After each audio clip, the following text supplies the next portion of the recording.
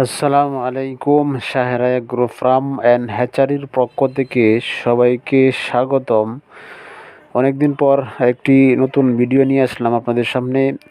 এই যে বাচ্চাগুলি দেখতে পাচ্ছেন, দেশি মুরগির বাচ্চাগুলি অনেক বড় হয়ে গেছে। বাচ্চাগুলিকে আমি কিভাবে লালন পালন করছি, আজকের এই ভিডিওতে আপনাদেরকে দুটি সিস্টেমে দেশি মুরগির বাচ্চা লালন পালন করার পদ্ধতি বলবো। এই দুটি পদ্ধতিতেই দেশি মুরগির বাচ্চা লালন পালন করলে আপনারা ভালো লাভবান হতে পারবেন। কী কী খাদ্য দিবেন এই বিষয়ে আজকে বিস্তারিতভাবে আলোচনা করব। ভিডিওটি শেষ পর্যন্ত দেখেন। প্রিয় খামারি ভাই বোনেরা, অথবা যারা এই গ্রামে মাছাচিরা পালন করে থাকেন একটা দুইটা মুরগি, তারা কীভাবে পালন করলে বাচ্চাগুলি তাড়াতাড়ি বড় হবে এবং সবগুলি বাচ্চায় টিকবে। আপনারা প্রথমে মুরগির সাথে যখন বাচ্চাগুলি ফুটাই বের করবেন, তখন এই বাচ্চাগুলিকে আপনারা না ছেড়ে দিয়ে একটি আবদ্ধ জায়গার মধ্যে 20 থেকে 25 দিন আটকে রাখবেন। প্রথম দিন আপনারা প্রথম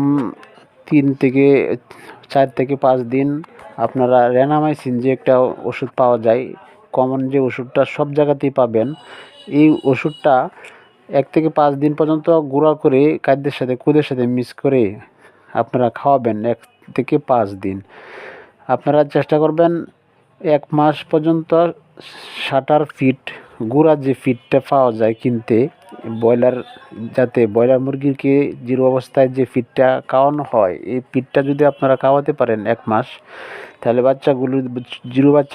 এই বাচ্চাগুলি তাড়াতাড়ি বড় হয়ে যাবে।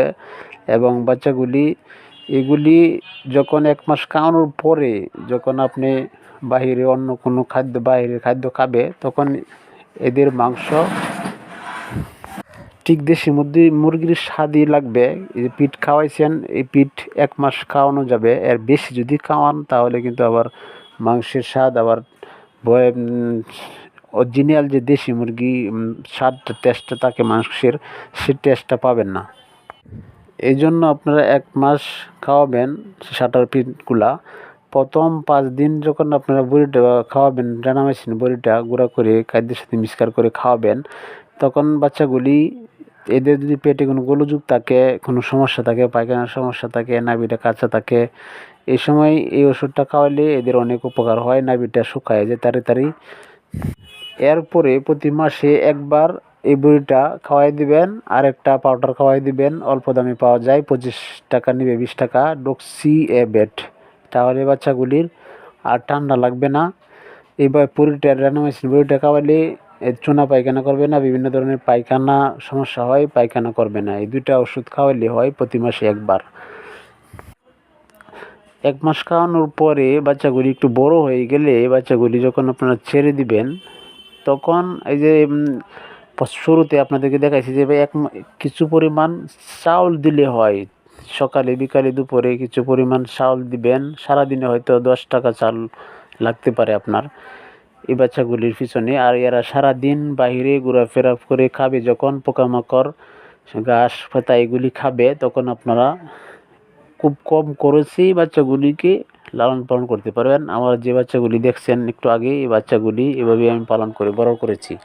আর খাঁচার মধ্যে যে বাচ্চাগুলি দেখতে পাচ্ছেন, এই বাচ্চাগুলি আমি একদম আটকে পালন করব। এই বাচ্চাগুলিকে 1 মাস শাটার ফিড খাওয়াবো। এরপরে থেকে আমি কুড়া, ভুসি এবং ভাতের মার, শুটকি মাছের গুঁড়া, ভুট্টার গুঁড়া, এগুলি সবগুলি একসাথে মিক্সচার করে একটি খাদ্য এদেরকে খাওয়াবো। ভাতের মার দিয়ে মাখিয়ে খাওয়াবো এবং হালকা কিছু অন্য সাথে ঘাস দিব। এভাবে বাচ্চাগুলিকে আবদ্ধ অবস্থায় রেখে যদি 1 মাস পর থেকে এই সব খাবার দেই, তাহলে বাচ্চাগুলির অরিজিনাল যে দেশি মাংসের যে স্বাদ, সে মাংসের স্বাদটুকু পাবো। আর যদি আমরা বাচ্চাগুলিকে একদম জিরো থেকে বড় করা পর্যন্ত, যদি খাওয়ার উপযুক্ত পর্যন্ত যদি ফিড খাওয়াই শুধু, তাহলে সেই বাচ্চাগুলি একদম সোনালী মুরগির মতো লাগবে। দেশি মুরগির স্বাদ মাংস থাকে না, আমরা নিজে প্রমাণিত, আমরা বহু ভিডিওতে এগুলি বলেছি। আজকের ভিডিওটি এই পর্যন্তই। ভিডিওটি ভালো লাগলে একটি লাইক দিবেন।